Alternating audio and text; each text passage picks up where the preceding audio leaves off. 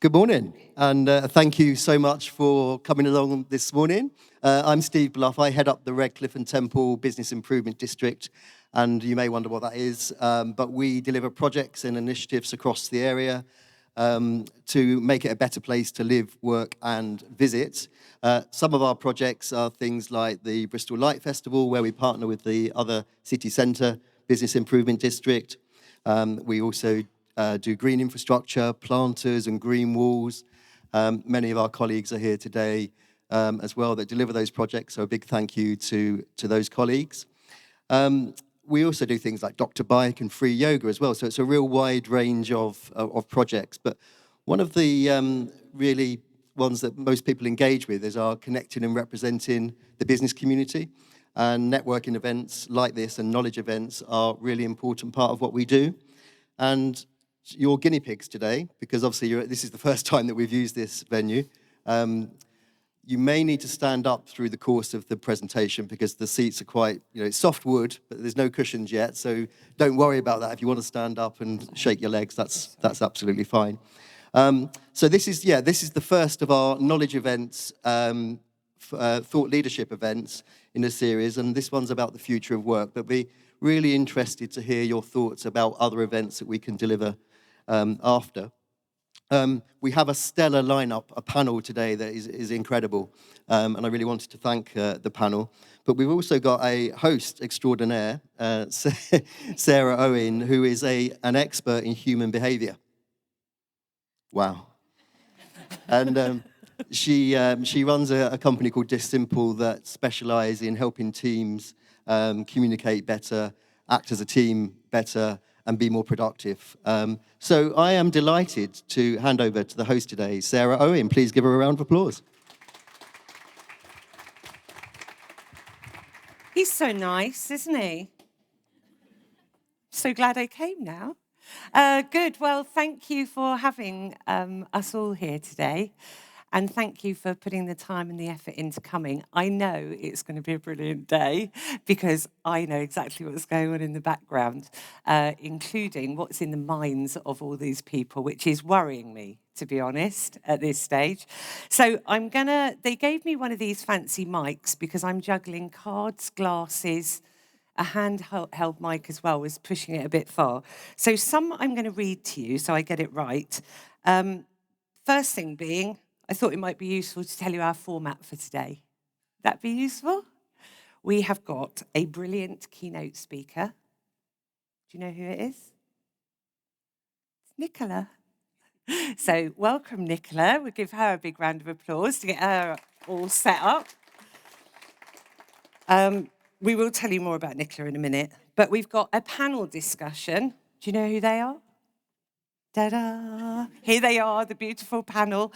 They are going to move down here when they do the panel bit, otherwise it'd be a bit boring for you.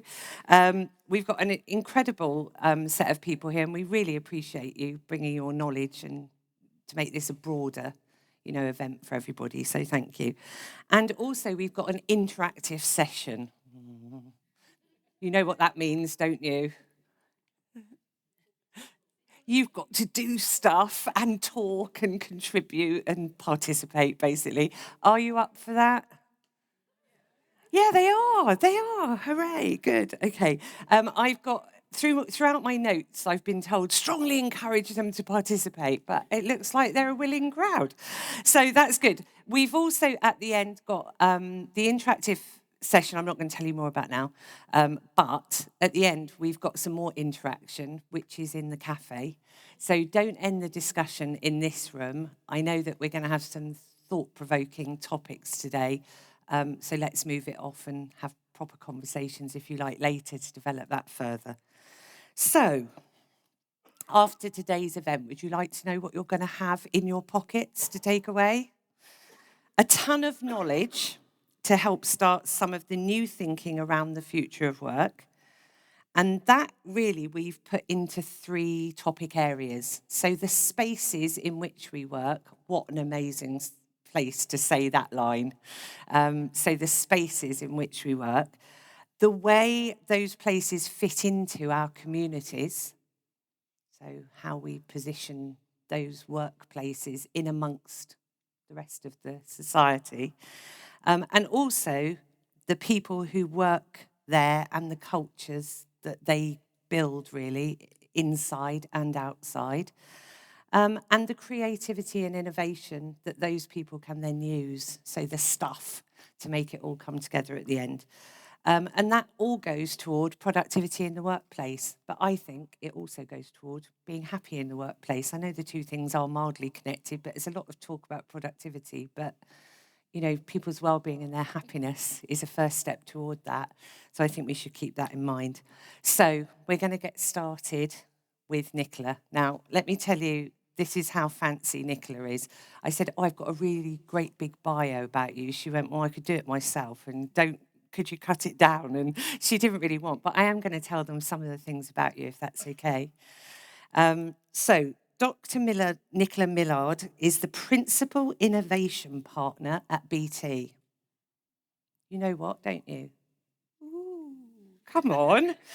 She's an award-winning presenter, writer, and academic researcher with deep expertise in psychology innovation in the customer and employee experience. Is that true? Excellent. And thinking about the future, her work is focused on exploring the future of work and emerging customer behaviours. She was once described as human caffeine on Twitter, and I think that's all we need to say, isn't it? So we'll get a little shot of that ourselves. So if you could welcome Dr. Nicola Millard.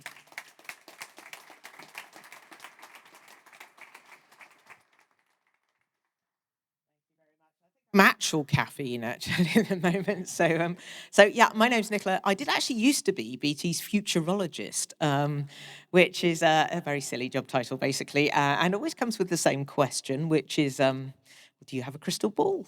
And the answer to that question is yes, I do. Fortunately, someone gave me one.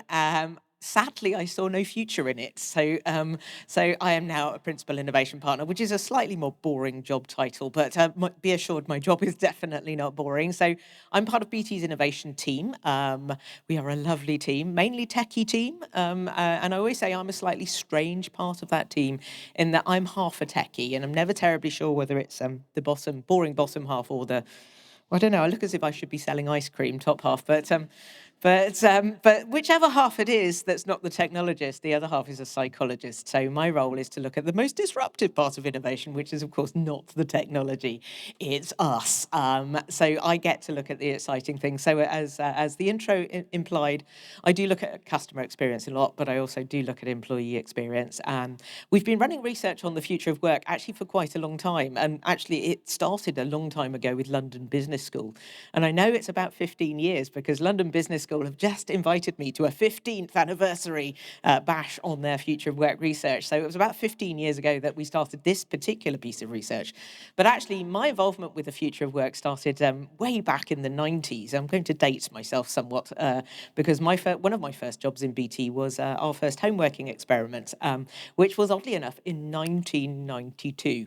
Obviously, I was only 6 at the time, but homeworking is most definitely not something that's new. I keep saying for innovation, it's always interesting that innovation often happens very rapidly due to a crisis. And we've got a few of those, and we had certainly a very big crisis that did actually teach us a lot about homeworking. And oddly enough, a lot of the things we found back in the 90s were echoed as we went into lockdowns. My job, though, now is to orient forward and say, what have we learnt? What do we think is going on? And how do we use data to try and navigate our way through this future world of work? And I think we've got a really exciting opportunity at the moment to reinvent the ways that we do work. And there are 3 reasons to do that. One is we do need to make sure that people are engaged, absolutely, with their work. So we need good work for people. Giving people good work to do hopefully does improve productivity, to your point again. And then, of course, we do have a climate crisis. So we also need to make sure if we're going to reinvent the ways that we work, that we need to do that sustainably and kindly to the planet. So you're going to see those 3 themes throughout this presentation, hopefully. Now, if you look at the press around the future world of work, it's as if some kind of war is going on when you look at some of the headlines at the moment. So, employees and employers are at war. We're having the kind of, well, I don't want to come back 5 days a week. Why would I want to do that? Versus I want you back 5 days a week. And all sorts of headlines around, employee activism. Obviously, AI is playing into this as well, with obviously the headlines being it's going to wipe out all the jobs anyway. So, I think there's, if you just look at what's going on in the press, most of it is emotive because that's the press for you. Secondly, a lot of it isn't controlled by data. And yes, there are some truths here. A lot of it, to be honest, is about hybrid working, despite the headlines about people want it back 5 days a week. Actually, very few organisations are doing that. Certainly, there are things like, I know EY have just announced they're monitoring badge swipes. The interesting thing about that is that just indicates presence rather than productivity. And of course, when you put a stupid target in, like badge swipes, you always get rational cheating, which is a lovely psychological concept. And actually, there is a startup at the moment that basically is acting as Uber for your badge. So what you can do is employ them to come and collect your badge. They'll go and swipe it in your workplace. They'll probably hang around, have a few cups of coffee, and then swipe it back. So it looks as if you've been in the office, and then they'll take it back home. I actually presented this to a few security people yesterday, and they just had their heads in their hands, because obviously that is a bit of a security risk for a start. But that's human behavior for you. If you try and pressure people to do things that they think are unreasonable, they will definitely find workarounds. But this is all interesting, and it's good that we're having the conversation about the future world of work. And that's been going on for a while, to be perfectly honest. I always get asked, because, the legacy of futurology, I always get asked about every January, what's your predictions for the year? And I always go, well, my crystal ball doesn't work. I'm not very good at predictions. But this guy decided he was going to try and predict 100 years into the future. So this is Charles Steinmetz. He was predicting what work would look like last year, oddly enough. And he predicted, due to technology, we would all be working by 2023 a 4-hour day. Now, sadly, what tends to happen with technologies is it intensifies work rather than takes it away. So I think that's the first thing. Depressingly, this is not true. However, there are lots of discussions. Obviously, there was a very high-profile 4-day work week trial last year in the UK, which was very successful. I think something like 81% of the people that trialed it are continuing it. It doesn't work for everybody. Lots and lots of discussions around, actually, most of the ways that we work now were set in the industrial era. So everything from Monday to Friday, 9 to 5, clocking on, clocking off, was largely designed for factory work. Very few of us do factory work now. Obviously, factory workers do, but we're knowledge workers. I would imagine nearly everyone in this room is a knowledge worker. And knowledge work is a very different way of working. So why are we still doing industrial work practices for a work style that completely is so different on every level? So I think we are starting to reinvent work.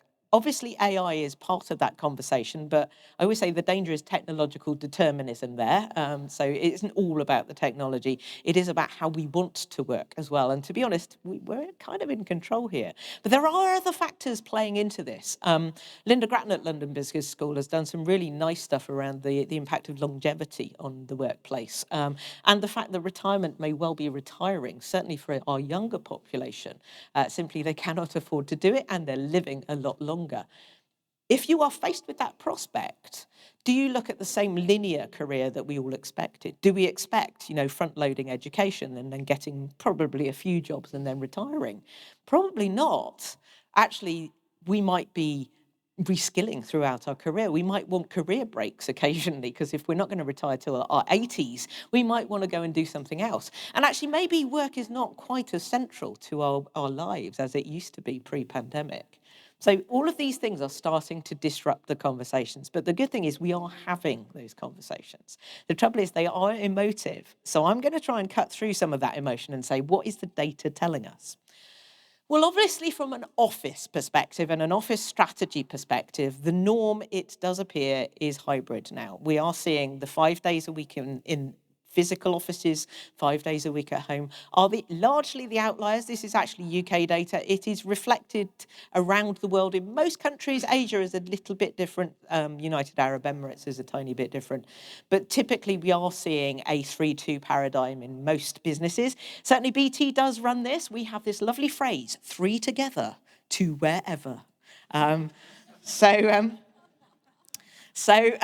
kind of the philosophy of many organisations at the moment. Of course, the reality is 3-2 is a fixed model that doesn't always fit what we do on a daily basis. So I keep saying fixed hybrid might not be the best way of working. But we are certainly seeing, I think, hybrid is going to become entirely the norm. There are obviously a lot of issues around, particularly 5 days a week at home, 5 days a week in the office. I think particularly for 5 days in the office, one of the big things that we get comments on is around the commute. The commute, no one really enjoys a commute, and commutes are often getting a little bit longer at the moment. They're going up again. They went down, then they're back up. So people want value for that commute. If they're going to make the effort to come into an office, what they don't want to do is sit in the office and do all the things they could do potentially somewhere else, like video calls, for example. So there needs to be a value to the office, and we need to articulate that value as well, because I think just having a lovely office space, and that helps, by the way, having a lovely office space does not mean that people are getting that value for commute.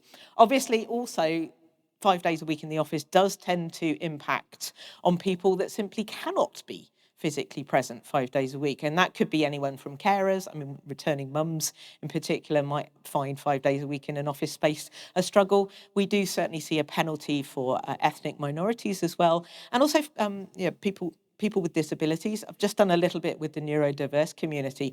To be honest, I had not appreciated the impact of the commute on their day. So if the train is late, 5 minutes late, that entire day is destroyed to them. And then they come into a building where there's lots of light and lots of noise. And again, that might not be the best place for them to be productive. Obviously, home working, we've done loads of work on this in BT over the years. But yes, you do get savings. Yes, you do get increased autonomy around the ways that you work, but the boundaries have gone. And I know during lockdowns, a lot of people were commenting that they weren't working from home, but they were living at work. So the fact that we need to redefine those boundaries if we are working from home, that can be problematic. And of course, feelings of isolation as well. To be honest, Dell has now come out with, okay, well, if you're going to work from home permanently, we're not going to give you a promotion. We are not going to give you a pay rise. That's your choice. So that, I mean, to be honest, it's usually not articulated that way. It's often a hidden thing around if you're not seen, maybe you will get passed over for promotions. So there are lots and lots of things around particularly proximity biases that we need to look at, particularly for the people that are in a more remote model. There are some unexpected impacts. There's loads of data going on. I just looked at some of the UK crime data. Oddly enough, house burglaries down due to home working. Sadly, other crime is up, but there's all sorts of consequences. Certainly, there's some studies in the US looking at the usage of leisure facilities. The times that we use leisure facilities have changed. So I quite often go for a swim in the afternoon, mainly because I'm useless working in the afternoon. If we look at chronotype working, people definitely have preferences as to where they're most productive. I am more productive in the morning than the afternoon, and actually taking a brain break is probably the best thing we can do for productivity. Obviously, urban environments, we're seeing a change in the data. Certainly central London, if you look at our mobile, use of our mobile network in central London on a Friday especially, it basically falls off a cliff. So we can see that these different patterns of working are having unexpected ripple impacts on all sorts of areas of life. From an office perspective, you will all know that we do have a distinct pattern in terms of that 3-2. We have the Tuesday, Wednesdays, and Thursdays. I'm not going to abbreviate that one. But that is a typical pattern. It's been quite interesting. This is starting to settle down. This data is definitely settling as we've gone over the past 18 months. We've had a little battle between Tuesdays and Wednesdays, but they are obviously the most popular. At the moment, Tuesdays seems to be trumping Wednesdays. Obviously, the dilemma particularly is the Friday. So you're getting beautiful and immaculate office spaces with 6 people in them on a Friday. So certainly one of the questions from a sustainability perspective is, okay, am I lighting, heating and cooling an entire building for the 6 people that are in it? Are there other things we need to do? And that could be radical things. Few organisations I've been working with have actually decided to close their offices on a Friday because simply they are underutilised. But can we be very creative in terms of, what can we do? Do we want more people in on a Friday? Given this is a fixed cost, does it really matter if not very many people are in? But obviously we do need to think about it from a sustainability perspective. If we do think about it from a sustainability perspective, there are a few studies coming out looking at carbon footprint and different patterns of working. It does seem obvious that home working probably is a slightly more sustainable pattern of work than 5 days of work a week in the office. That obviously does depend on the carbon footprint of the office. Offices like this, and indeed our BT headquarters just down the road in Bristol, are very carbon-friendly offices. So yeah, there are impacts there.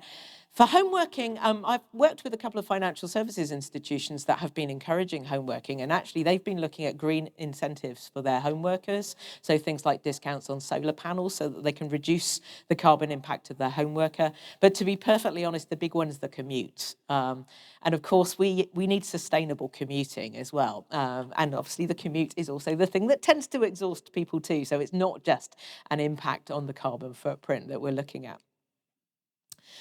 Why are people doing this? I mean, strategically, we did some research. This is research that we did about 2 years ago. We need to do it again, I think. But we did ask global business leaders why they were even thinking about changing the ways that they work. And the most obvious reason is talent. We still have a bit of a skills shortage going on in most countries around the world. When you ask people what they're looking for in a job, yes, they're looking for salary, but largely that's usually either number 2 or number 3 on the list. Flexibility and purpose are usually the big 2. And particularly if people are looking for top talent, they are needing to offer different choices in the ways that people work, and also different ways of trusting and giving people autonomy in the ways that they work. And obviously AI is probably going to have a big impact on that particular one as well. So that tends to be the overriding driver. Obviously the other bits in the middle, sustainability, how we transform our office spaces, how we actually develop cultures when we are largely in a hybrid model, and how do we collaborate, big things, and I'm going to talk about all of those as we go along. The one I'm not going to talk about is security, mainly because I'm not a security expert, and we have some incredible people in BT that can literally bore for Britain on security. Now, having said that, I did last year I ran a big workshop with some CISOs, some Chief Information Security Officers, and they were saying often security is used as the excuse not to do things. No, you can't work remotely, it's not secure. And they were saying it's not them that's saying that, it's usually people that aren't involved in security, because they were saying their role is to make sure that if you are working in different work styles, that you do make it secure. And I think that's the message. We need to think about all of these things, but we've also got to not compromise on security. Certainly one of the interesting discussions we've been having, particularly I had the pleasure of actually going in interviewing some of the 4-day work week trialists last year. It was quite interesting that 4-day work weeks are quite difficult to do. I did it for a little while. It's quite intense, but the one thing you really do need to do is reprioritize how you work. And the first thing to go is that big time vampire that dominates most of our days. In other words, the meeting. So, and certainly this got exacerbated by lockdowns. I don't know about you, but during lockdown, I did tend to wake up with an impending sense of Zoom. Obviously, other platforms are available. But that sort of, particularly if you are all remote, where there's no friction, it's very, very tempting to do a stack of 30 to 60-minute back-to-back meetings. Now, that is not necessarily a good thing to do. It's not very productive. Actually, going back to that 4-hour workday, there are some quite interesting things from a cognitive perspective about how efficiently our brain works during an average working day. Oddly enough, our brain does not work 9 to 5. And this was kind of proven with meetings. Now, Microsoft are slightly insane sometimes in the research, but they did some brilliant research where they literally wired people's brains up during death by meeting days. And what they found was what we could probably tell you anyway that by about mid-afternoon, the brain dies. So literally activity starts to fall off a cliff after about, oddly enough, 4 hours. So the first thing to say is this is probably not a productive way of working. It's an exhausting way of working. So how do we maybe think about, should this be a meeting in the first place? Oddly enough, Stanford have done some really interesting stuff around brainstorming. Always brainstorming, you always think, oh, I'm in a room, I've got lots of Post-its. Now, I don't know about you, but I don't get my ideas in a room with a Post-it note in front of me. I get my best ideas in the shower or when I'm walking the dog. So actually, what Stanford started to do was to say we need to rethink the analog idea of a brainstorming meeting. We need to do the ideation session asynchronously because we have lots of asynchronous tools. And then maybe we need to get together synchronously to actually discuss and prioritize them. And in that way, you've slightly disrupted all of that time that we would have probably spent sitting in a meeting. But let's add an extra layer of complication. Let's add the hybrid meeting, which is almost inevitable now because not everyone is going to be in the room. And sadly, meeting rooms, if they are set up for hybrid meetings, which a lot of them are not, are set up in a way that you have a camera at the end of the room. That results in a tapering picture of increasingly small ant people from the digital perspective. You can't see faces. And then, of course, they get shrunk to the size of a postage stamp when you're presenting as well, which does not help in terms of interaction. Of course, the people that aren't in the room have no proximity. Now, I'm not kidding on this. I had a 4-hour in-person meeting last year, and we realized about 2 minutes before the meeting finished that there were people remote. Oh my God. Now, they've been having a lovely conversation on chats, it has to be said, which we had not been party to because obviously everyone in the room was not on the meeting platform. And I think that's a very big message. Firstly, a hybrid meeting, the default is digital. Everyone needs to be on the platform. Technology is still catching up. So we've got the 360-degree fisheye cameras that are using AI to put faces in boxes. We've got very sensitive microphones, which are great, unless you're eating crisps, we found the other day. So, you know, still, we're trying to figure this stuff out. And to be perfectly honest, with that 4-hour meeting, the big problem was the moderator did not know how to moderate a hybrid meeting. So we need to teach people to manage in that hybrid way and moderate in that hybrid way better, because this is not just taking analog and putting it into digital does not work. Now, of course, everyone, I feel, embarrassed talking about this because everyone in the room knows way more about offices than I do, I suspect. But I think the big question is, what is an office for? And it's very clear it is about something. But if I ask everyone in this room what an office is for, I'm probably going to get a different answer. And therein lies the problem. It is not a one-size-fits-all solution.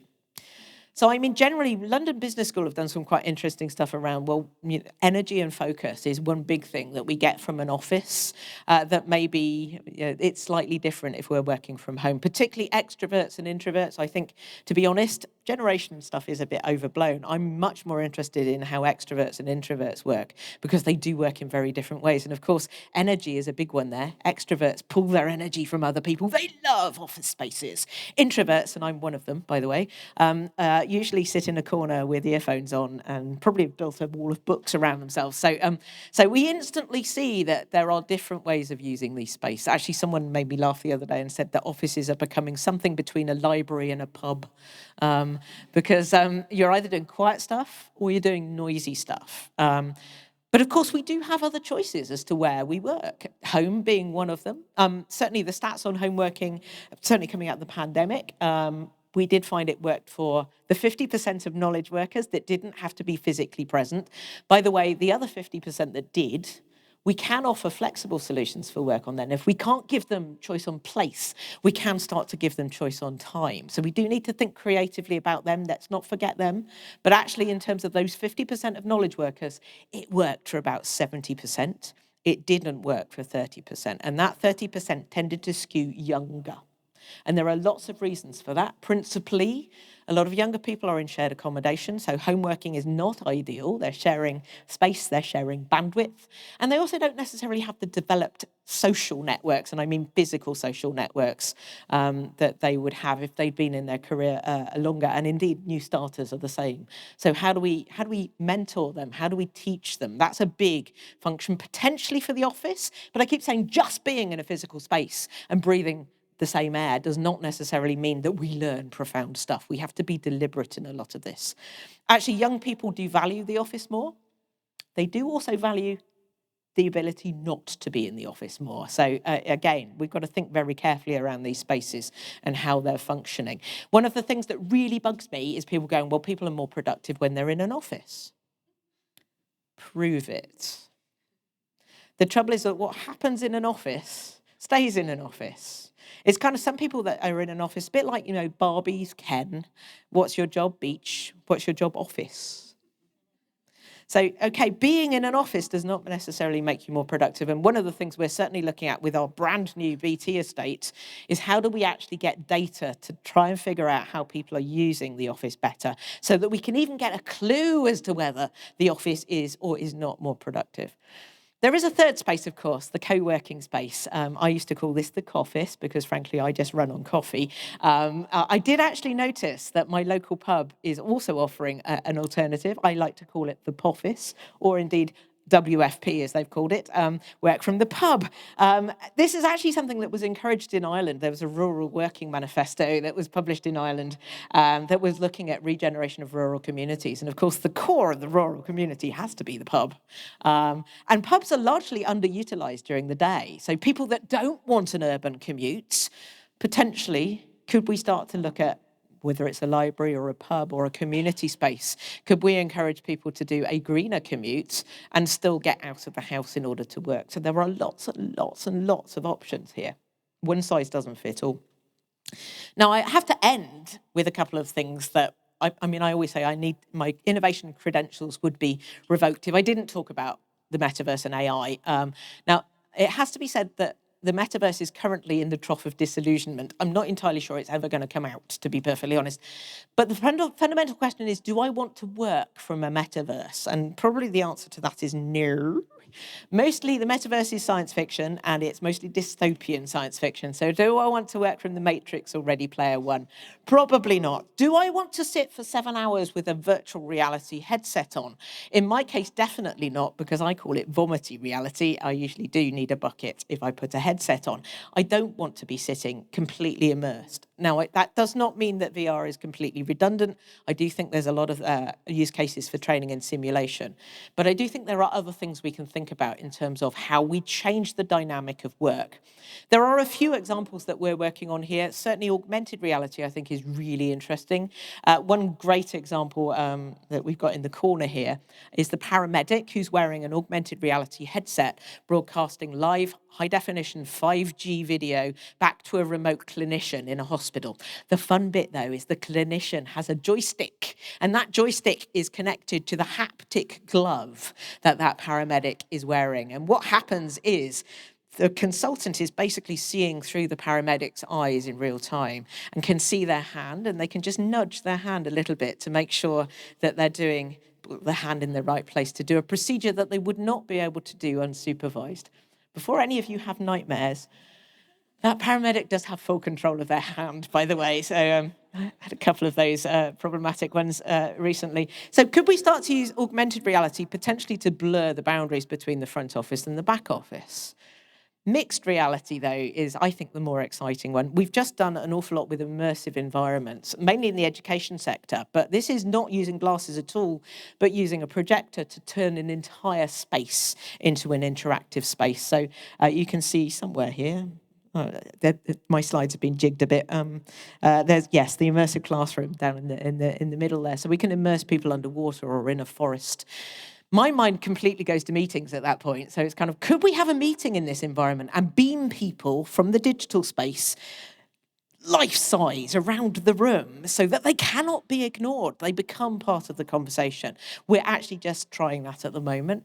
And then, because I'm a science fiction geek, and particularly a Star Wars fan, the most exciting thing is the next generation of video, volumetric video, otherwise known as holograms.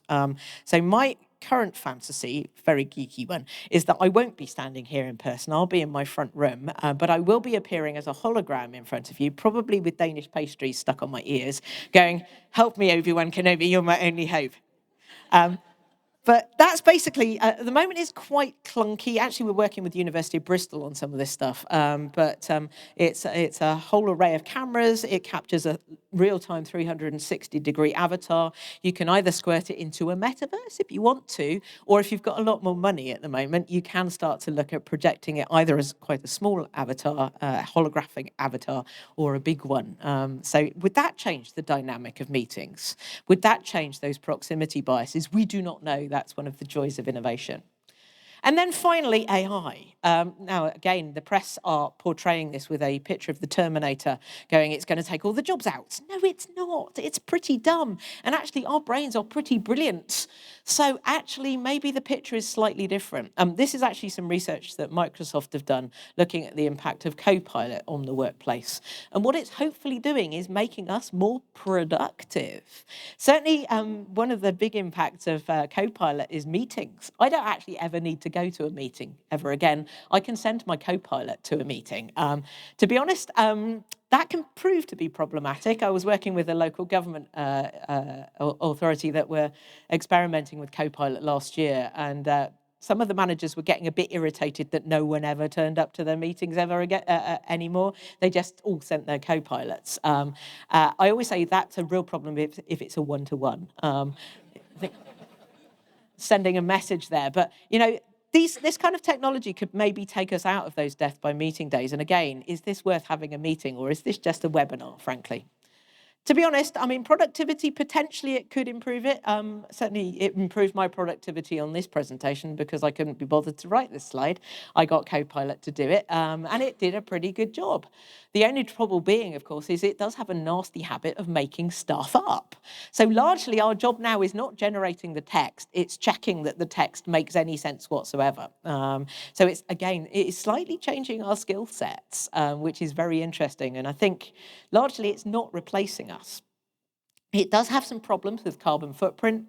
At the moment, generative AI is not friendly for the environment. That slide probably, from an energy perspective, cost about as much as me boiling a kettle for a cup of coffee.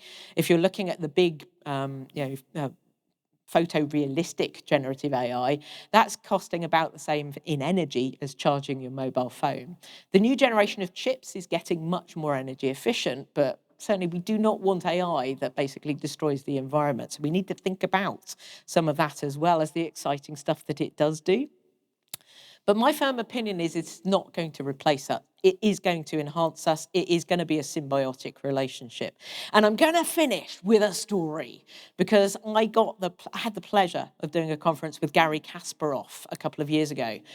Now, of course, he infamously got beaten by AI at chess. And he could have just gone, I'm going to give up chess now. I'm going to go and sulk in my room.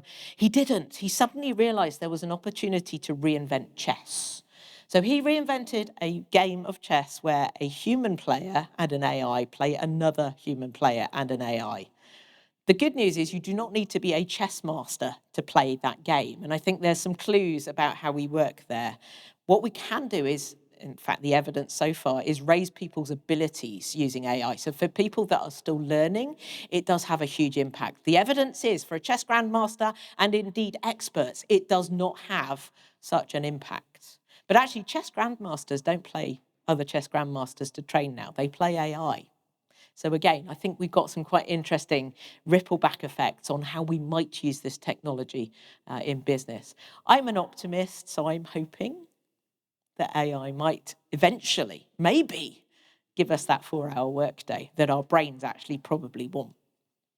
So I'm going to finish there because we have a lovely panel and hopefully we're going to get into some of those questions and discuss it in much more detail. But and by the way, there's lots of research behind this. If anyone's having trouble sleeping, I can probably help. Just ping me a line and I'm very happy to share any of it. But very, very happy to act as the guinea pig for this space. I think it's actually rather lovely. And thank you very much for listening.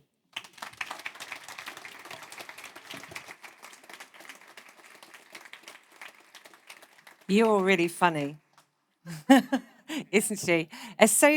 Such a good way to learn is when you're completely engaged. That went in 5 minutes, didn't it?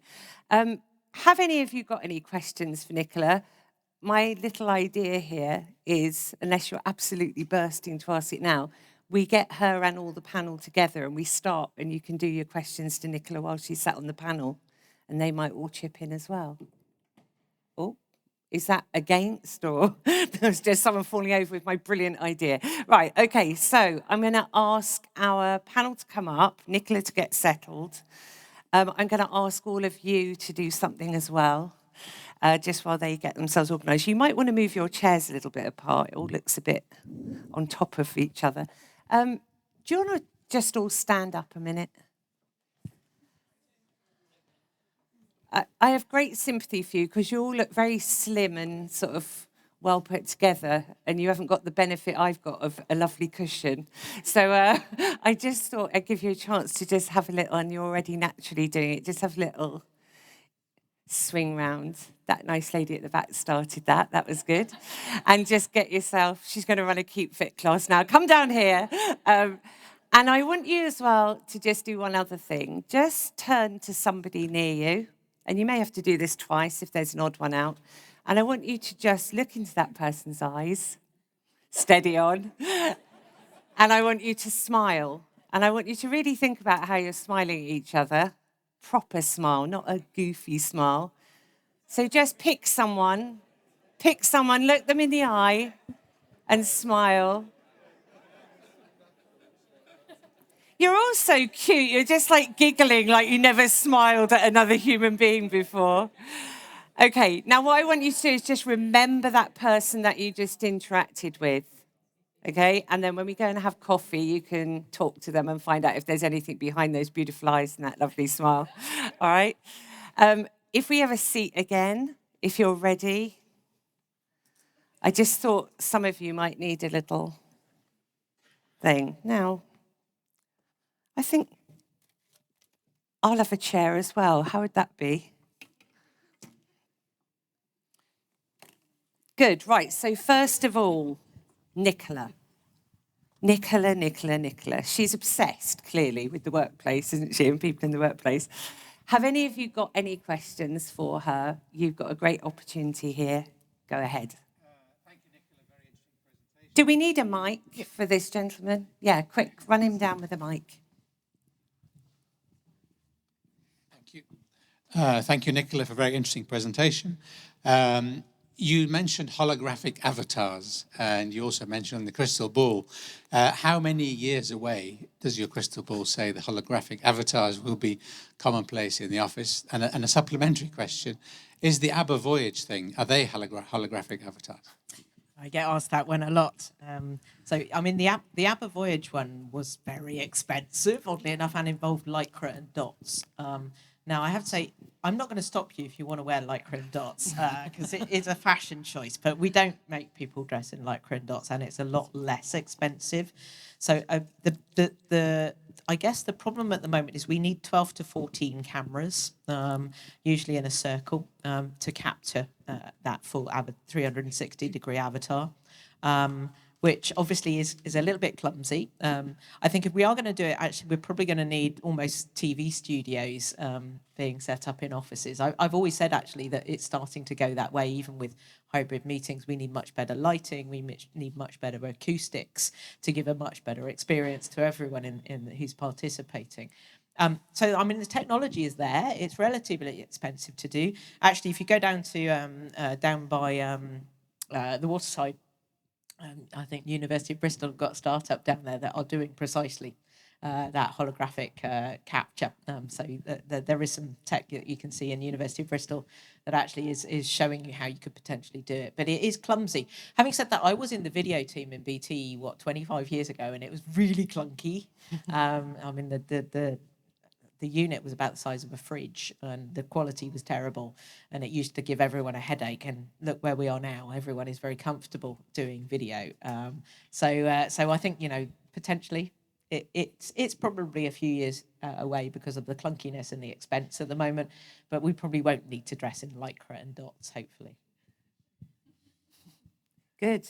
Anyone else got anything pressing for Nicola? Let's get you a mic to you. Just to add the hologram point, I think that Narendra Modi, the Indian Prime Minister, is using holograms on the back of lorries, and they're driving lorries into rural communities, and he's delivering his keynote speech directly to the local community. I think it's pre-recorded rather than live action, but that is someone already utilising that type of technology to get out to people. Yeah, I mean, I think it's slightly game-changing when you can do it real time. We've been discussing applications for it. Actually, one of the more amusing ones was for airports. So I don't know about you, but whenever a flight's cancelled, everyone seems to go and hide from the airline. But could you have a unit where you could project a hologram? This is an interactive hologram, so you can ask questions. The attraction from the airline perspective is they can get people in quickly because there's no geographic limit. But the big attraction is you can't punch a hologram. So there are things that we're sort of discussing around what happens when it's not a recording where you can interact. Does that change the dynamic? Because it's not quite presence. It's a little bit strange, but will we start to get used to having, that Star Wars flickering image in front of us, that 3D image, and start to interact with that in a different way? I don't know. So that's one of the brilliant things about psychology of this is we're still having a look to see, does it trick our brain into thinking that it's as real as standing face to face in front of somebody? Good. Yes. Yeah, I have a question. Specifically about generative AI and art specifically. As a person that uses Twitter a lot and how artists kind of clash with the whole idea of generative AI and replacing them, as though it's pretty much more panic on terms of replacements. But how would you feel about artists using AI as a means to be able to push their talent higher, or businesses using it as a replacement for AI? Yeah, I mean, I think I use AI all the time for all sorts of things, and it's really useful. What it doesn't do necessarily is replicate that creativity and sometimes madness that we have in our brains. I'm a big science fiction fan, as you know. I think one of the interesting ones is a film called Her, which is Joaquin Phoenix and Scarlett Johansson, where in an era where there's a lot of AI and a lot of AI-generated content, the most valuable thing is a human-written letter. And I think actually that could well be. I think it's a lovely film, by the way, and the whole universe is immaculately created. But I think we might end up valuing human content a lot more because AI content, there's no passion or emotion behind it. It's just simply using stats. So yeah, it's an interesting area, but I do think it's starting to become quite useful in our everyday lives now. Thank you. Good. Now, look, we've got loads more questions now. Just remember our lovely panel, because, they feel... I don't want to get in the way. We'll introduce it. No. So go for Nicola. You've got a question for Nicola? Yeah, of course. I was joking. I just wondered what we could do about the direction that AI is going in. And is it because of the people who are designing the AI? And so therefore, how do we get more voices into that space? Because I don't really want AI to do my art or my writing. I don't really mind whether it makes me a hologram to go in the office or not. I'd like it to do my shopping and my meal planning and to put it away and to do all the boring stuff in life that then means the humans get to do the more interesting bit. So why aren't we hearing about that? Yeah, I want an ironing one for a start. So, yeah, I mean, I think one of the problems is certainly in tech we have a diversity issue. I think I've always said that the vomited reality thing is largely probably no one noticed that actually women tend to vomit more than men, and that's probably because men mostly design the VR. And I think it's the same with AI, that we need a really diverse community. Now, my background's AI because obviously psychology and technology come together nicely. I'm firmly of the belief that actually it needs a very rich community come together. We shouldn't let the tech bros do it. We need psychologists, we need ethicists, we need people from many, many different backgrounds to come in. And the other comment about AI is AI actually on its own it's not very exciting. It's when you start to bring in all sorts of other areas and richer data. So I think it shouldn't be an area that we live just for the techies. We need a really diverse community working on AI. And to your point, yeah, I want it to do the boring stuff. I like being creative. Why would I want AI to do that? It was originally a project to build a better brain, and then I did a lot of work on that and suddenly realised our brain's brilliant. Actually, we want something that complements that brain. Good. See, that was worth waiting for, wasn't it? That was a good question. Good, right, let's get our panel introduced to you, shall I? You want to just go one by one and start? So let's go Sarah Jane first, shall we? Just introduce yourself to everyone. Can you hear me okay? Is the mic on? Well, that's a good start. Well, this is fantastic. What a good topic. This is my work and also my passion. I'm Managing Director for Avison Young in Bristol, and I'm also Head of Workplace UK and EMEA for Avison Young. So my background is I'm an interior architect, interior designer, always around the workplace. I've been doing that for 35 years, but also workplace strategist, workplace consultant, change lead and change manager, because bringing the people, you can create the best product in the world, but unless the people are engaged, part of the co-curation of that and come with you on the journey, then it's basically a bit of a waste of investment. And also now working with clients around the globe in some workplace science projects, so using quantified self to understand the impact of different interventions on their productivity and happiness and well-being at work. So yeah, love this topic. Delighted to be here. Welcome. Should we clap for her? Oh, Carl, thank you. Too you kind. want to go next? Good morning, everyone. My name is Carl Brown, and my day job is I'm a commercial property partner at law firm Clark Wilmot. Alongside my day job, I have a real passion for people and culture, and in particular, trying to boost diversity and inclusion. So I'm the inaugural chair of Clark Wilmot's ED&I committee, and I'm a social mobility ambassador for the Law Society of England and Wales. And in 2019, because I work with the property industry so much, I decided to try and make the local property industry more diverse and inclusive. So I founded something called the Bristol Property Inclusion Charter. It started off with 16 founder companies and organisations as signatories, now has over 100. And so I basically oversee the running of that charter alongside a commission which I set up as well, which I chair. So, yeah, really looking forward to the panel discussion. Carl's basically in charge of everything. See, that's how it works. Priya. Hi, everyone. Was my mic on? Yeah. Hi, everyone. I'm Priya Mystery. I'm a project manager at Ridge & Partners. I'm relatively new to the construction and property industry, having only been part of it for about 4 years. So I still have quite a fresh perspective on it, and I feel like there's still quite a lot that can be looked into. I'm also part of Women in Property, so I contribute to the sector from that aspect, from kind of trying to promote new and exciting ways to promote diversity within the sector and to promote new talent within the industry. Thank you. And Harriet. Hello. Nice to be here, thank you.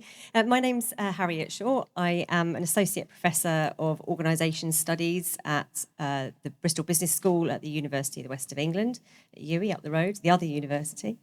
And I specialise in my research in the field of workplace and people, and understanding how the material world of work, so anywhere that anyone works, and the building and the things and the stuff and the mundane bits and pieces of everyday life impact users. So I'm interested in a very much a bottom-up perspective. Lots of buildings and workplaces and research is considered very top-down, and I'm interested in hearing the voices of people that often don't get heard, and they are the everyday users of place. I specialise specifically on the use of visual methodologies to understand this. So in terms of generating data and hearing the voices, how do we hear those voices? I specialise in using visual arts-based methods for people to create and generate visual data that we can make sense of and make effective change. And at the moment, I am working in industry, so hooray, an academic gets out of the university and into real life. And I'm lucky enough to have 2 days a week at BIBO, which stands for Best In, Best Out, and they are a placemaking consultancy and architectural practice in Trowbridge in Wiltshire. And they invited me to go work for them because my research meant something out there in the real world. So now I work with all sorts of workplaces to help them generate data to make change. Thank Great. you. And that's the end of the panel discussion. No, I'm only joking. That was great intros. Thank you very much, all of you. I've got an opening question for you all. So, in terms of the three topics that we're sort of covering today, and Nicola's already touched on all of these, if we look at adapting, creating physical space as one thing, we look at addressing the people and culture aspect, and their behaviour, or we look at the tech and infrastructure. Yeah, those three things. Which do you think is the most important element for an organisation to address first? Now, I know you're going to say all of them are important, but you've got to pick one. Which would you say would go first? So I'm going to ask Sarah Jane that first. Good question. No, I'm not going to say all three. I'm going to say people. Okay.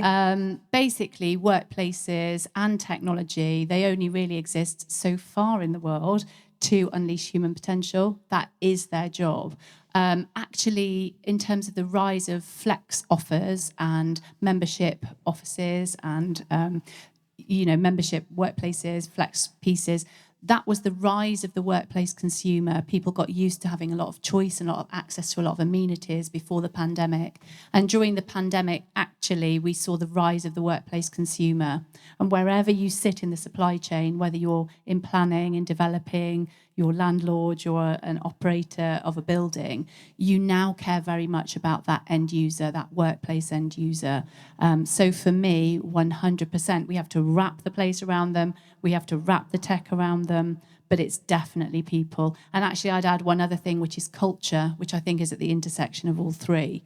And I don't think you can consider them all without creating a really impactful culture together with your people to drive the benefit out of those really expensive other assets. Okay. Is there anyone dares argue with that? It's so compelling, wasn't it?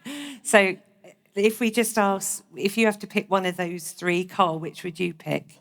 Again, people, very Okay. much for reasons Sarah Jane stated. Are we all in agreement that people come first? Anyone disagree with that? I know. I mean, I feel quite scared, and I was going to say people, but okay. So everyone's really in quite sort of a strong agreement about that. Yeah, good. Okay. Let's go for question first, sort of individual question, if you like. So for Sarah Jane, given what we've heard so far from Nicola and from the panel so far, is there a place where an office or traditional workplace will even be part of the future of work? I mean, we've seen Nicola's stats and the trends, but... Yeah.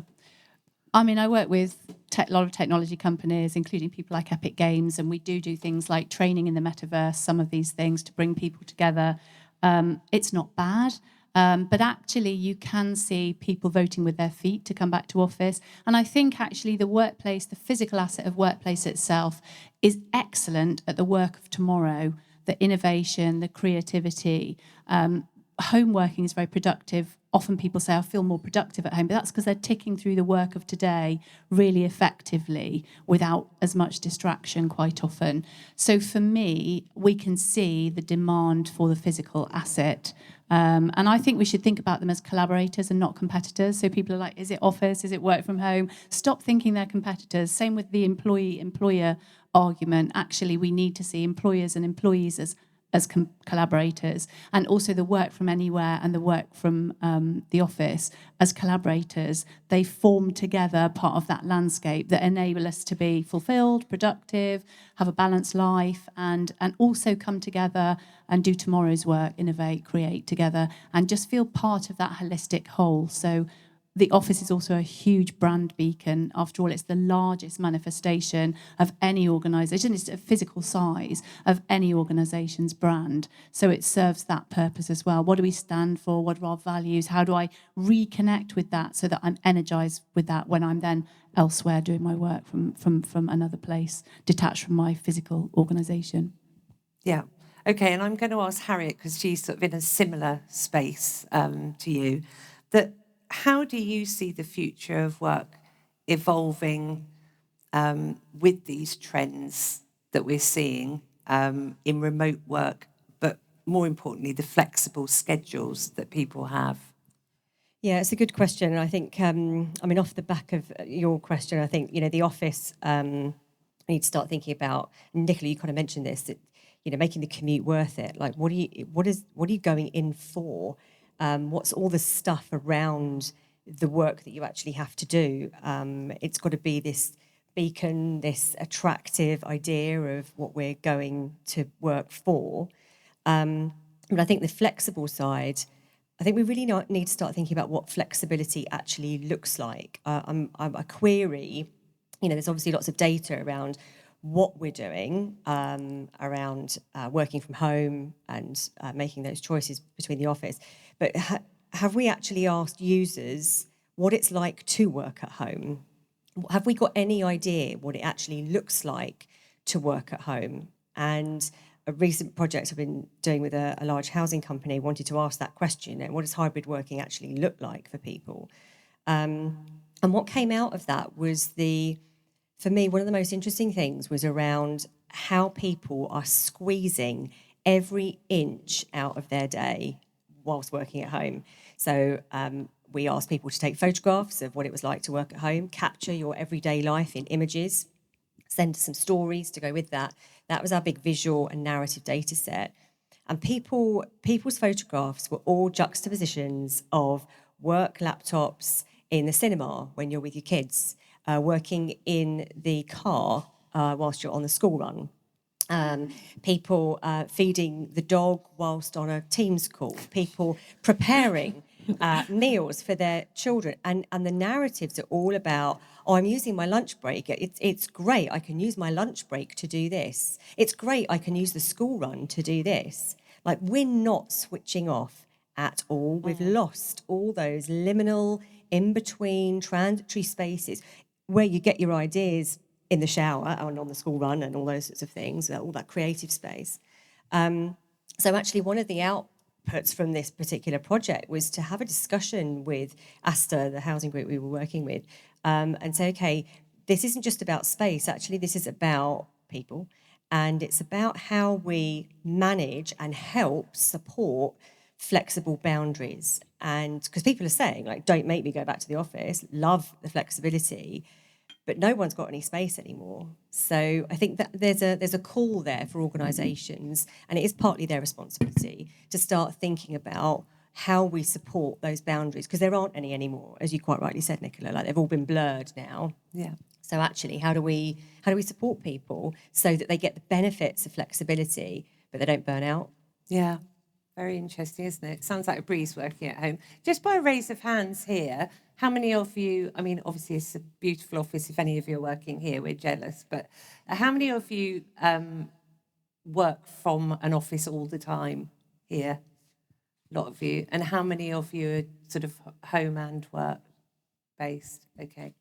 And if I gave you an exclusive choice, would you prefer to be 100% in the workplace or 100% at home if you had to choose one or the other? So workplace,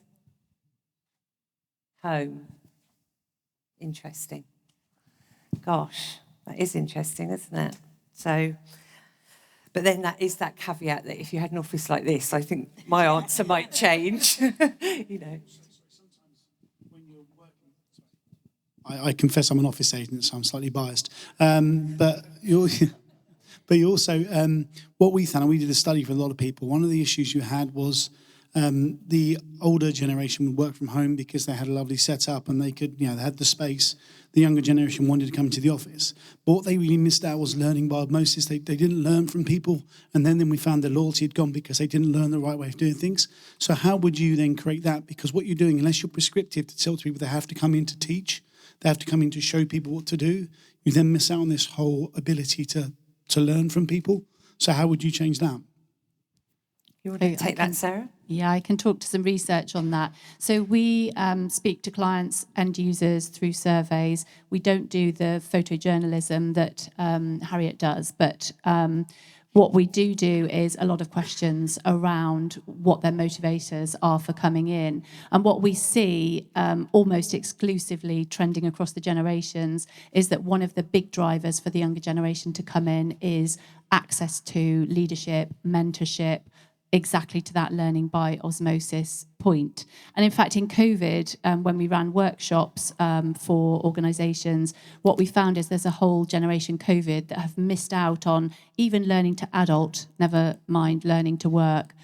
So mum was doing calls to doctors and things like that. So the first piece of work that we did with a lot of future of work strategy post-pandemic for a lot of organisations was almost trying to support young adults with putting in the chip to learn to be an adult, never mind to learn to work.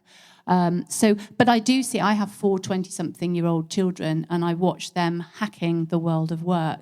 And actually, sometimes they come together in each other's membership offices, or in a fancy hotel somewhere, or in a just-in-time office provision, and they work together alongside their peers and friends, not even in their own organisations. And that's really interesting. So we're seeing that intermingling of those office pieces. But when you show organisations the research that explain what their young people are coming in most for access, and how that desire to be in, both driven by the home environment, but also driven by the social drivers, and as we were hearing from Nicola earlier, that lack of social contact or the not fully established networks. When you see that those people want to come in 4 and 5 days a week, and their counterparts in the Boomers and Gen X generation want to come in 2, maybe if you're pushing it 3 days a week in their comfy home setup, perhaps in a sandwich generation caring for older people as well as children, they can see how compelling it is for them to get in. And then we often run a cultural leadership and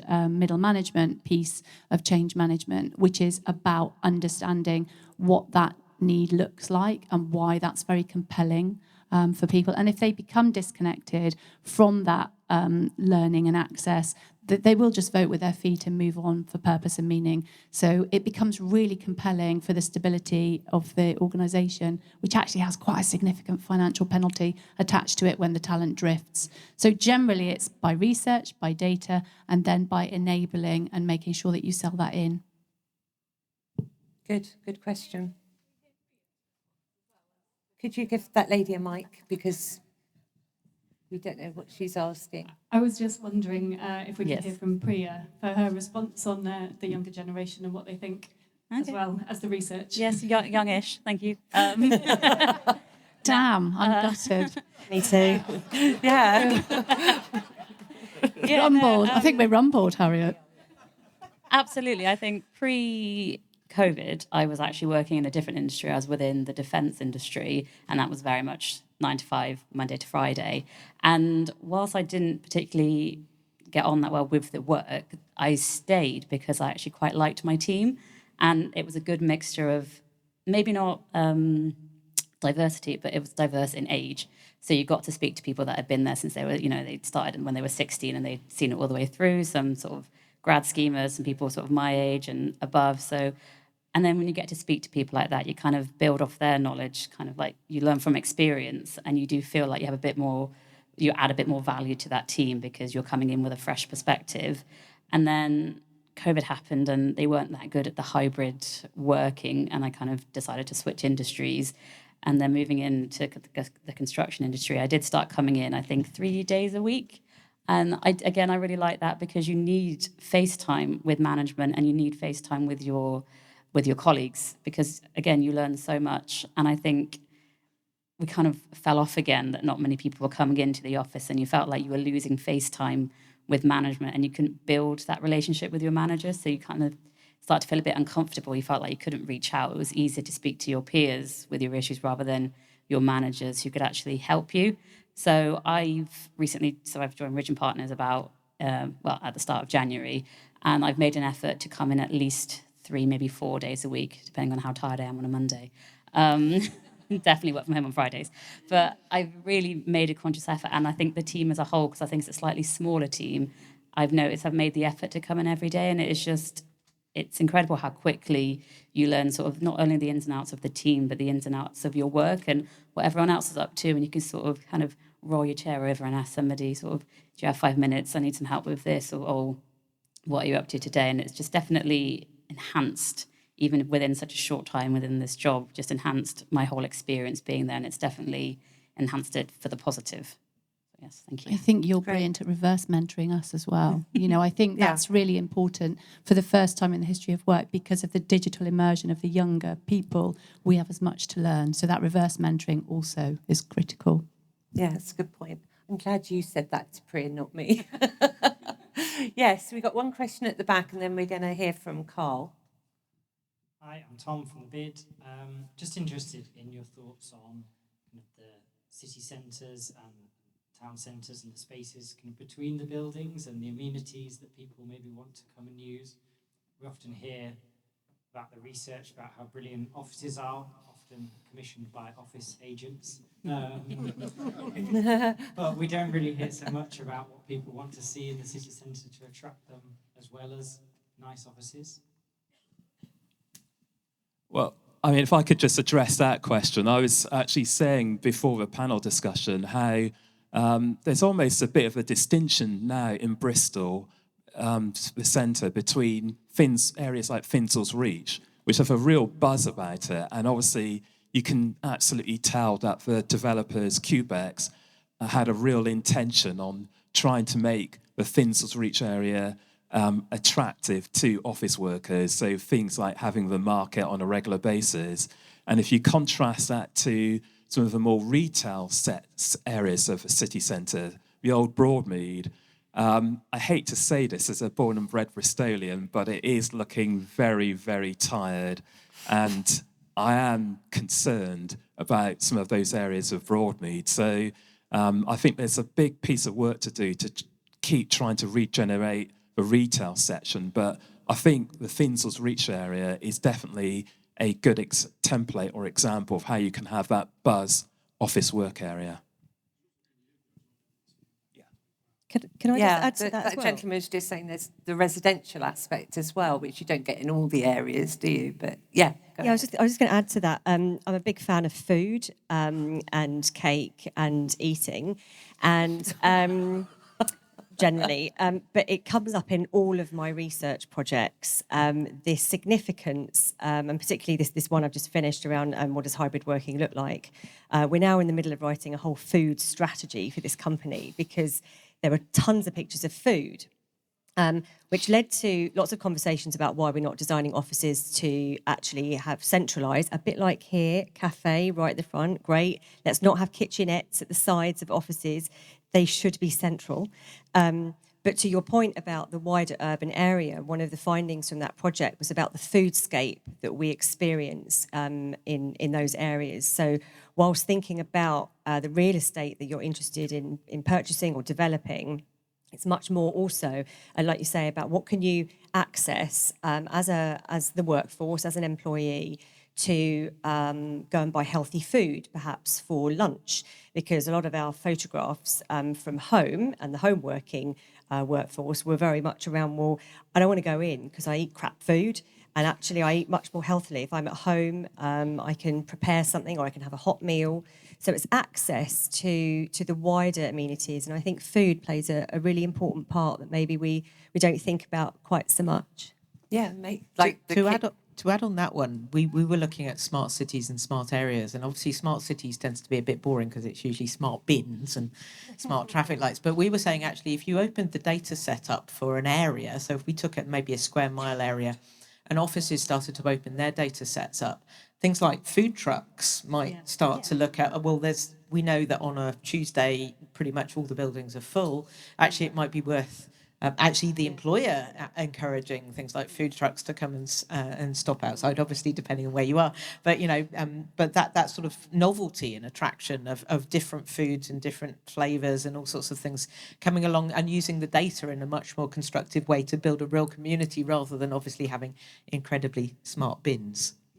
And I think that pop-up is really important. So we're talking really about pop-up food or mobile food, but actually in office and out of office, immediately proximate, that kind of experiential design is really important. What does the day look like? What are the other moments of delight? Perhaps it's retail pop-ups, perhaps you're inviting people in. So curating that day and that experiential Bake-off in the office was the big one. Love that. We're actually just working on a London office where we are putting a bakery, and there's lots of threshold scents then as you walk into the fresh bread. We've got a question up there. I don't know where the mic is. Oh, you got the mic. Hi everyone, it's Vicky. I'm actually the estates manager at Temple Key. I work for Alison Young. Hi, Vicky. Hi. And I actually got asked. So on a Tuesday and Thursday we have food market, and everybody was coming into the office on Thursday. So much so, the offices were rammed, and we got asked to please open up another market, which we did on the Tuesday. So it's kind of like leveling out a bit now. So yeah, absolutely. People love it. You know, even though it's cost £10, £12 a session, they don't care. And we've got loads of construction guys that just have got so much money to spend on nice, healthy-ish food. So yeah, it's great. And there's always a real big, massive buzz on Tuesday and Thursday now. So good. Is there any drive to put it on a Monday and Friday to smooth the week so we just go away from the midweek mountain? Or do you think we're going to settle at that's where the audience is, so we can't make a comparison? So we had this, we asked the same question, but Finsel's do the market on a Wednesday and Friday, and then they need a date to prep. So hence they can't do it on Mondays. I'm going to insist Interesting. now that we stop talking about food because I'm getting really, really hungry. And I want to make absolutely sure that we give Carl some airtime on here because we've got lots of chatty women, including me. So, sorry, Carl, we're going to get to a question for you. So, if that's okay with everyone, I'm going to just ask Carl this.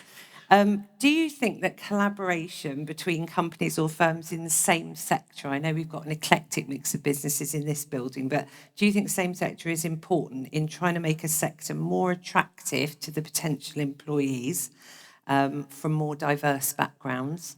And have you tried to achieve this through your role on the Bristol Property Inclusion Charter? Because I know you mentioned that earlier, and I'm really curious to know what you're doing. Yeah, I think one of the things that's been well written about in recent years is that a lot of new potential employees, they're not just looking for employers who offer that quality work, they're also looking to work for companies which align with their values. And so one of the interesting stats that I heard from Clark Wilmot's head of business development was that of all the pages on our website, which are most visited upon, it's actually our ESG-related pages which are most looked at. And so I think it is important in that war for talent, if that's the right phrase, that companies are able to also demonstrate that they, within reason, offer the same values or share the same values as those potential employees. And I think following on from that point, it's also been increasingly recognised that companies in sectors can't just do it by themselves. They have to do it by collaboration. I mean, one of my favourite African quotes that I heard recently was that if you want to go fast, go alone, but if you want to go far, go together. And so I'm a big, big supporter of collaboration. And that's why, as you mentioned, I eventually set up and founded the Bristol Property Inclusion Charter, because I came to the conclusion that one or two property companies doing it by themselves wouldn't make a difference. But if we can actually bring companies together, share ideas, get them marketing the sector together, then we've got a chance of actually making a difference. And so through a Bristol Property Inclusion Charter, we've not just had online and in-person events where we've had panel discussions about how you can improve diversity and inclusion. We've also circulated an online careers film, which featured people from different local property companies, including our very own Sarah Jane. And we've also set up a property foundation class, which we've rolled out to local schools in Bristol, where we've given local students a mock project of having an empty unit in the galleries and asking them, with a certain budget and obviously trying to be sustainable, how they would use that empty unit if they had an opportunity to redevelop it and renovate it. And so I think definitely the way forward, yes, we've got our own competitive interests as commercial companies, but it is collaboration. Yeah, good. Yeah, very interesting. I mean, I work with a lot of specialist expert panels, okay? I get a real sense from this team that they're actually doing stuff which is worthwhile. And that isn't always the case. I mean, I've made absolutely sure there's no one in the audience I've ever worked with before. But before I say that, but I really get a sense of that from all of you. And speaking to that, Priya, I'm just going to ask you as well. I know you answered that question earlier, you know, with the playing the youth card, but I'm going to. Still haven't forgiven. But I'm going to. I just want to ask you as well about this inclusivity in the workplace, and how should employers avoid that just becoming a tick box exercise? Yeah, absolutely. I think employers have definitely got better. You often see you'll get email blasts from your social value team or your sort of ED&I team to acknowledge certain religious holidays or maybe Pride Month, maybe things like menopause awareness. But you don't really know how much engagement you get from just emails coming in, whether you just sort of say, oh, that's nice, and then you kind of just carry on with your work day. So I think it's definitely an investment within whatever size of company you're in to maybe say, okay, we need to do we need to be a bit more proactive about these things. So just a few things could be like a culture day, however often you do that, every 2 weeks, every month, to celebrate sort of certain aspects, sort of either within your company or within the wider community, whether to get involved with that. So it could be celebrating, you know, to recognise a religious festival or to celebrate Pride Month or, again, to celebrate any sort of neurodiverse awareness, because it could just help people within your team feel a bit more recognised. Because sometimes, I mean, coming from myself, sometimes I'm the only female in the room and sometimes the only person of colour in the room. You don't feel like you can be your authentic self. And if I feel like that, I don't know who else in the room could feel like that. So when you have these things as part of the company you work for, you feel much more comfortable and much happier working there, because you're not always going to be like, so say last year when it was Diwali in November, I sort of said, oh, what did you do this weekend? I was like, oh, it was Diwali, I was with my family. And then everyone's like, what's Diwali? What does that mean? And it's sort of like, and it's down to you as a person to explain your religion and how you interact with it. And sometimes that's not always what you want to do in work. But if there's a general understanding of this is what it is and these are the people who celebrate it, it just makes you feel a lot more comfortable where you work. And you can even bring it down slightly further to kind of like a meeting level, to maybe have like a meeting moment, maybe not on every meeting, sort of if it's sort of an internal meeting with your own team, you start with like an ED&I moment to say, okay, this is something that I'm part of or something I'm interested in, and here's a quick 5-minute snapshot of part of who I am. And it just really helps build a community within the place you work, so you feel more together. Because I did on a study as well, I had a quick research for this panel, a study by Cloverpop, who do sort of workplace assessments, found that diverse teams make better business decisions. So gender diverse teams made better decisions 73% of the time compared to non-gender diverse teams. And then teams that had geographical diversity, gender, and even age, with an age gap of about 20 years, made better decisions 87% of the time. So it's just kind of recognizing that. And then if you are presenting yourself as a diverse company, you'll get those diverse hires and you'll make those better decisions, and hopefully just everything will be better. That's a nice world. Yes. You want to pass the mic along? Hi, thanks very much. I'm John Bauer. I'm a partner at Womble Bond Dickinson, but I'm also chair of the BID.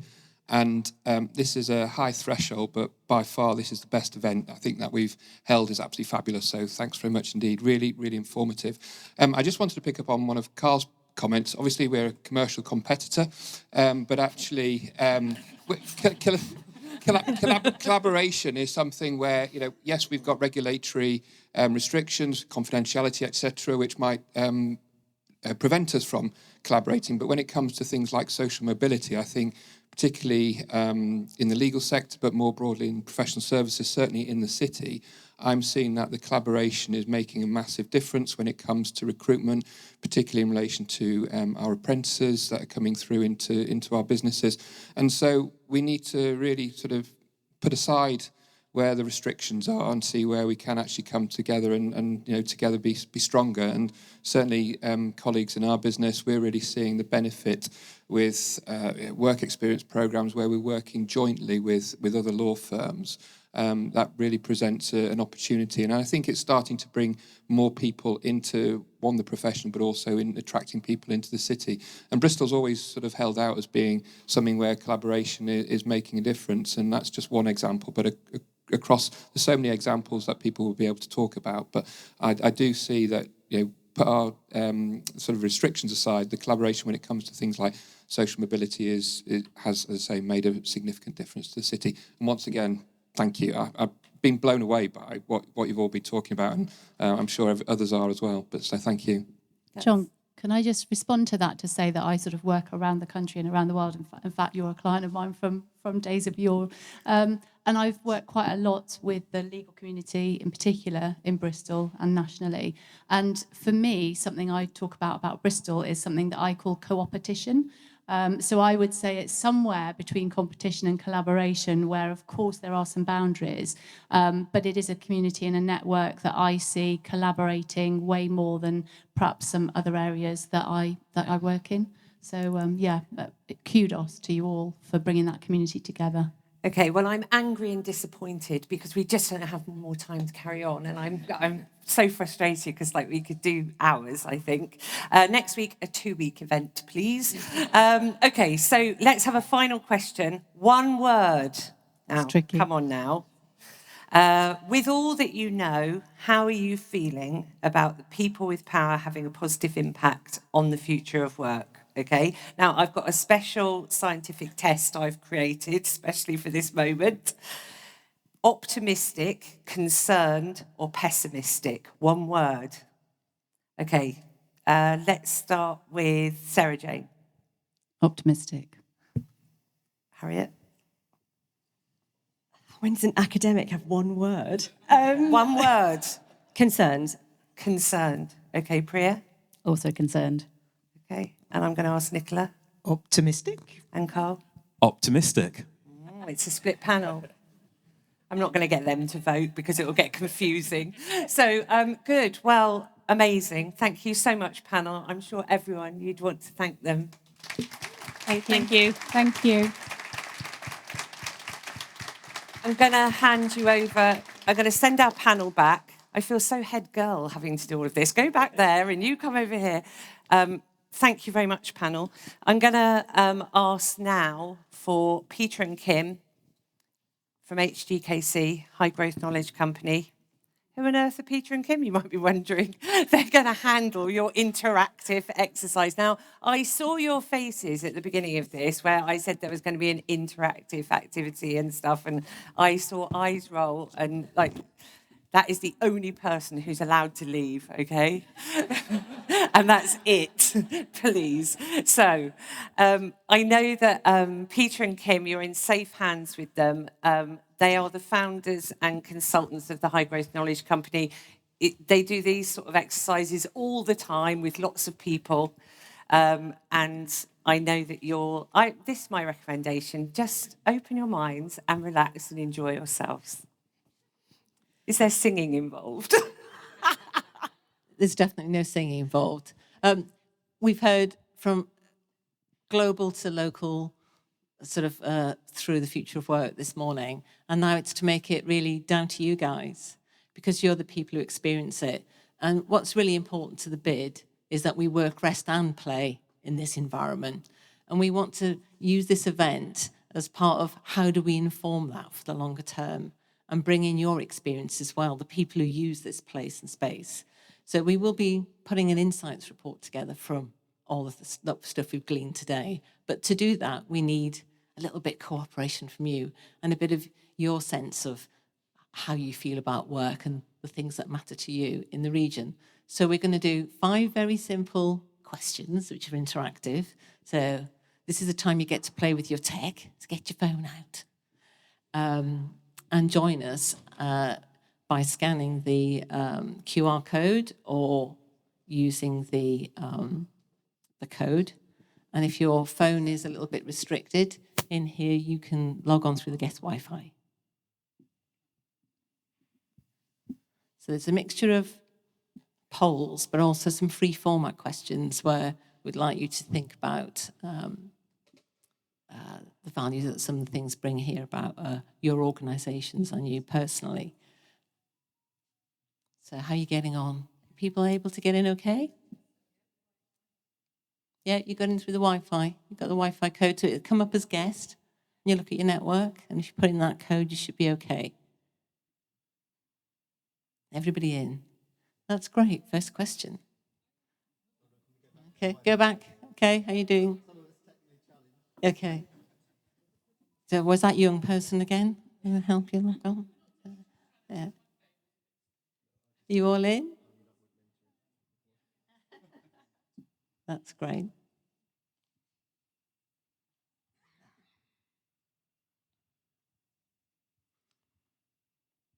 And if you haven't got a phone, maybe you can buddy up with somebody.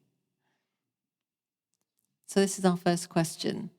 And I want you to think about it. We've talked a bit about the context of our own businesses. So your question should be showing on your phone and showing you some options. So, what aspect of the future of work do you find most challenging for your organisation? Yeah, it's giving you some options. Oh. Oh, gosh, it's randomised you. Okay. So oh, okay. I don't know why it's done that. Oh, it's showing them all different questions rather than. So we've got 5 questions. Yeah. Hasn't rolled through. Yeah. Okay. Okay. So you've got questions. So, which area do you think requires the most immediate attention in our business community to prepare for the future? And I'm thinking here about, the bigger issues, the policy things, the things that you think are of vital importance, some contextual things.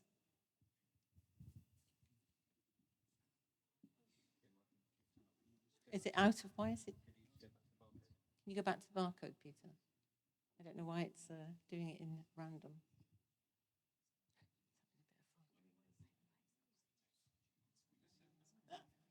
So are you all seeing a different question? It's now asked me to do a type of question. Okay. No, it means just type to the question it gave you. So what question does it say above? There you go. Yeah. So you does it not let you scroll? Wow, okay. 31 people have answered the question. 34 now. Yeah.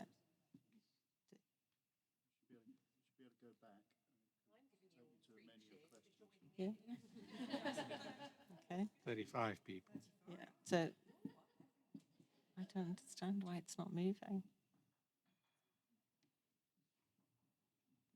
Gosh, sorry. It's having a bit of a fit, isn't it? I have crashed it.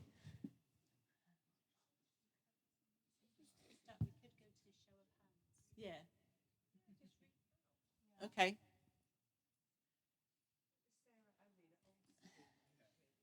Yeah, do it. Oh my goodness me. I wasn't expecting to do it old school. Okay.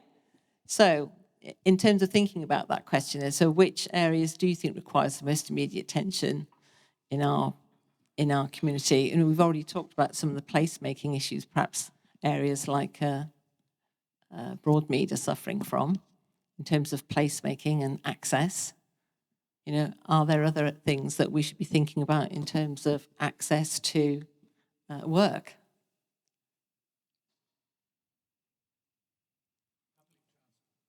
Okay, so public transport, that's a pretty strong one for most people. And how much do we think that's a barrier for coming to Bristol? Yeah. So I think Bristol is designed for people who live in Bristol and on foot or on a bike, because it's really not designed. How many people have commuted in here today? How many? That's half, more than half. Yeah, more than half. How many people have come more than 10 miles? That's quite significant, isn't it, still? It's way beyond the sort of the commuter boundary, really, in terms of, and journey times. What was that like for people? Who's taken more than an hour to come in today? Yeah. So it takes a, yeah.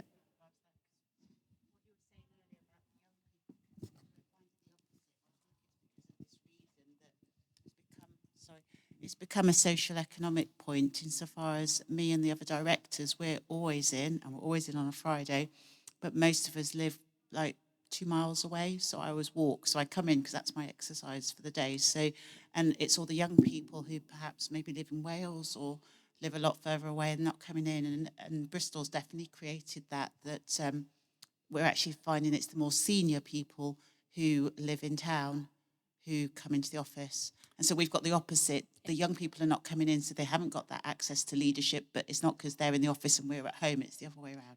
And it is about the resources, isn't it? Because it's too expensive to live in the city, so they're living further and further out. The cost of public transport here is really enormous compared to their incomes, and it's really a barrier. Share your story. I used to work in Reading, and we had lots of our recent joiners, our young graduates, would get a move to Reading, get a flat, maybe a flat share. They'd be with friends, young people. They would come into the office all the time. All the directors and senior management didn't want to live in Reading. It's not no disrespect. It's not the nicest place. It's not as nice as Bristol. They would all live out in the countryside in their nice big Berkshire homes, and they wouldn't come into the office. So it kind of depends. It does depend on the town, but yeah, but I agree. And I'm quite interested, you said Bristol's not built for commuting. Bristol was built hundreds of years ago. It's the responsibility of the local authority, the government, I guess, to put the infrastructure in so that Bristol is a commuter town. I mean, you said earlier, Nicola said earlier, the cost to commute, and that's the big thing, the cost to commute, both in terms of time, money, and stress, for want of a better word. Yeah. I'd also say, sorry, and add on from that, one of the reasons the public sector is perhaps not addressing some of these issues is not just financials, because the public sector actually, if you look at all sectors that are coming back to the office, the public sector is the least coming back. They're spending all their time at home, so they're not addressing it because it's not a problem for them. Yeah. And that may be about part of the thing about collaboration. Why are we relying on the public sector to do things for us as businesses? If we choose to be here, then, what's our responsibility as businesses to help our people get to us so that our businesses can thrive? And it's always somebody else's problem. So how do we actually start to think about that differently, as in them and us and a we? If we're talking about collaboration in terms of our own businesses and what we do, I think we have to have a much more collaborative approach to how we work with the policymakers and the people who influence the infrastructure. We've already seen the way some organisations do that, like universities, and how a lot of the regeneration of the Temple Quay in this area is done through some of these highly collaborative partnerships. It's how we might have to think much more on a bigger scale. If we're thinking of the future of work, how do we actually bring all of the bigger issues into bear in terms of placemaking? So that placemaking comes out really strongly here. Sorry, the gentleman in the green jumper there would like to say something. Yeah, I was just going to plug it. As someone who does actually work for the public sector, we're occasionally in the office. We just can't afford nice offices. So I was just really quick on the point about public transport. So I work on the Temple Quarter regeneration scheme. So we're doing a lot of work around inclusive growth and future jobs and all that kind of thing. Someone made the point that Bristol is made for people, working in Bristol is made for people that live in Bristol. I actually don't think it really is, because it's really easy to get here from Bath, Cardiff, wherever on the train. Actually, it's people that live in Lawrence Weston or Hengrove. We've done lots of kind of focus groups and things saying, we're looking at creating 20,000 jobs potentially. People living in Hengrove are like, well, that's great, but we literally can't get to the centre of town. Yeah. Whereas if you live in London or Bath or Reading, it's really easy to come to Bristol. So actually, they don't even see the jobs, even if we do create them, as being for them, because they literally cannot get there. Yeah. So I think, I think it's yeah. So yeah.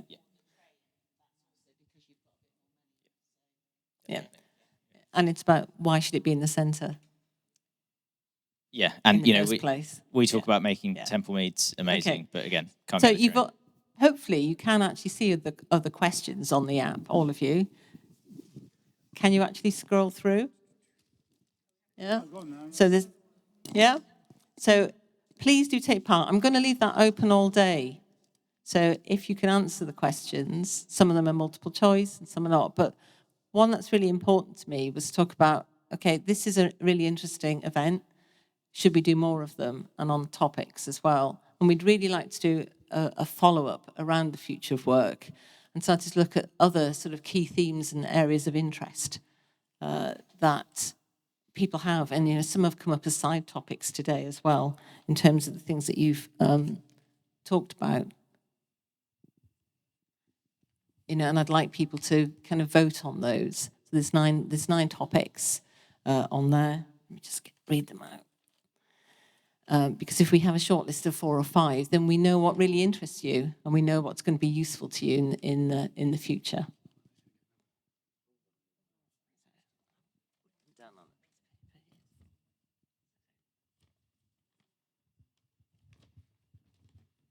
I can't actually read them out. I haven't got them in front of me. You know, so some of the key topics we're thinking about are, what are those future skills? So if you're bringing those 20,000 jobs, you know, are we going to have the skills for them? And also the changing demographics.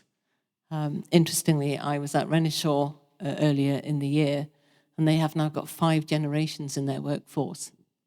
So the oldest member is 84, and the youngest is 18. So if you could complete those, then we can use them, and that will be part of some of the insights that we will be releasing after the event. So do look out for that in your email. I'm sure it'll be really interesting. And I'll hand back to Sarah. Good. Thank you very much.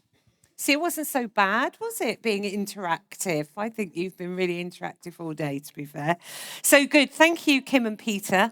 Do you promise, hands up, promise, pinky promise, that you will complete all of those during the day? I can see who's nodding, and I'll be after you if you don't, all right? So good. Thanks very much, Kim and Peter. Thank you to our real hosts. I'm not sure if I think Martin is out in the building doing his job. But we really, I mean, it's an amazing place, isn't it? How many of you actually reside here commercially? How many of you work here? Any of you?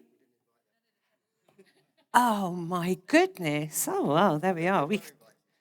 Yeah, they're too busy enjoying their office, obviously. Well, I mean, it is an amazing space. I mean, I don't think any of us would deny that. So somebody who can pass that thanks on to Martin, I'd be grateful. And also, thanks, of course, to Steve and his wonderful team. We heard from one of them. We've got others of them jotted around. Would you thank Steve? And Steve, did you want to say anything? Okay, up to you. I always like to let Steve say something. He's good. You need a mic. Well, it was just to thank you, Sarah, for such that's all right. wonderful, Is that what it was? Oh, there we wonderful go. hosting. Set up. Thank you again to the panel. I mean, John hit the nail on the head there. It's overwhelming and it's been awesome. So it's brilliant. So thank you so much. Thank you to Kim and Peter for the technology. No, it nearly worked, but you overcome that difficulty. So well done. And do look out for the insights document that will follow this. It's going to be really important for us to learn about what else it is that you need from us in terms of thought leadership. There will be a special treat within that email as well, so don't leave it blank. Sarah has got something from Dish Simple that will revolutionise the way that you think and the way that you manage. Blimey. Okay. Am I setting this up? I'll just be on to that now.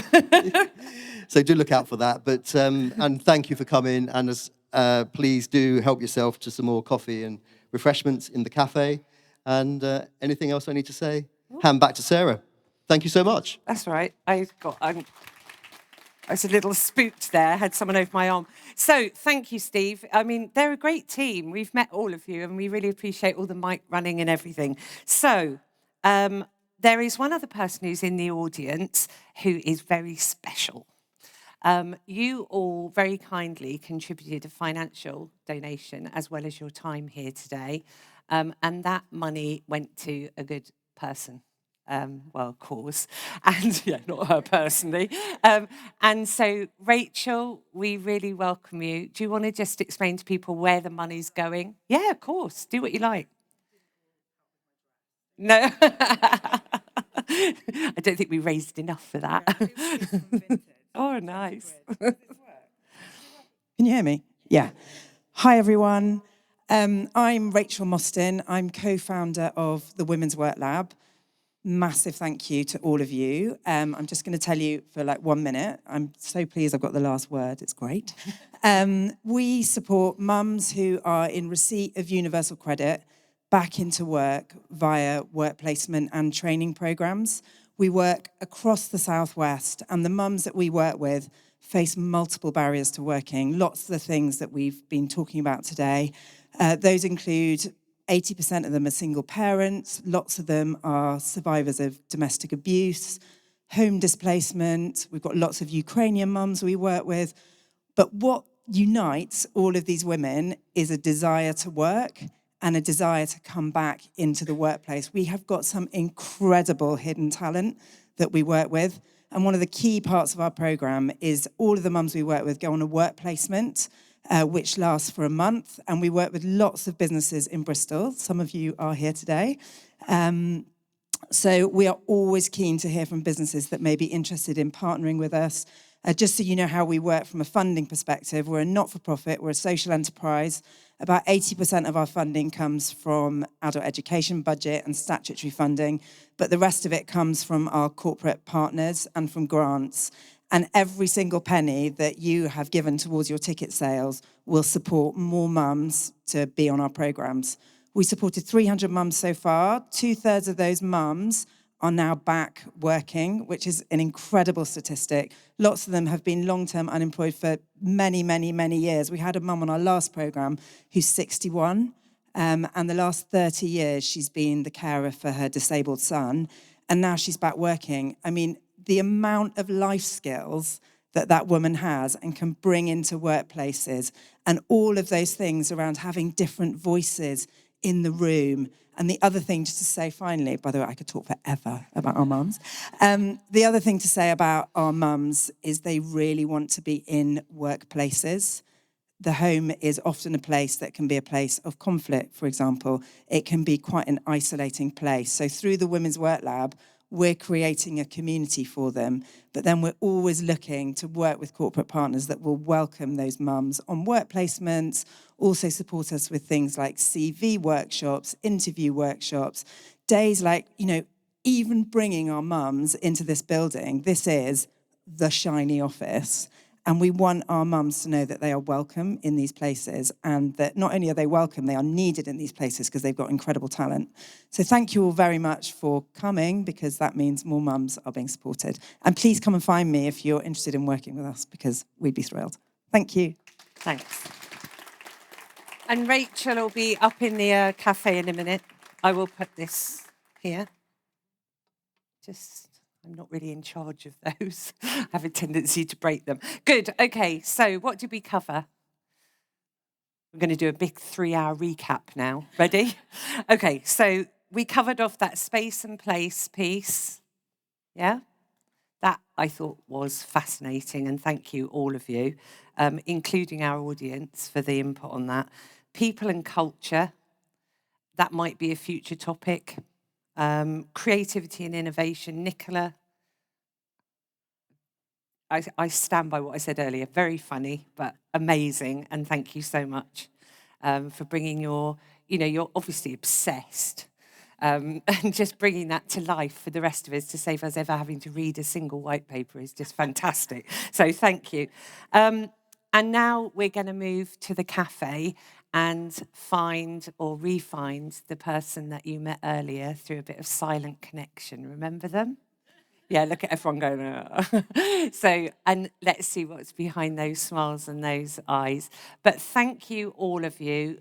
If you didn't enjoy the event, then that's okay, but at least you did some good for Rachel's organisation. It's always a plus, isn't it? So we really appreciate you coming, and go and enjoy your coffee and goodies.